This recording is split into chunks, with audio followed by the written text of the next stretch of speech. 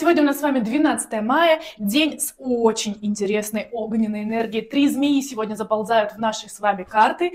Это говорит о том, что очень мощная энергия огня, могут быть различные события сегодня мирового масштаба, личного масштаба, особенно те, у кого в карте есть свинья, то есть год, месяц, день или час свиньи, в вашей жизни будут однозначно сегодня серьезные изменения, серьезные события. Пожалуйста, морально подготовьтесь. Нужно быть сегодня в ресурсе, а ресурс как раз сегодня наш поддержан, и это хорошо, потому что в целом энергии интересные и необычные, и поворотные, но энергия ресурса нас поддерживает, это большой плюс этого дня, а значит, мы можем начинать какие-то важные дела, связанные с лечением, с обучением, с инвестициями, с перестановкой дома, любые сделки с недвижимостью, например.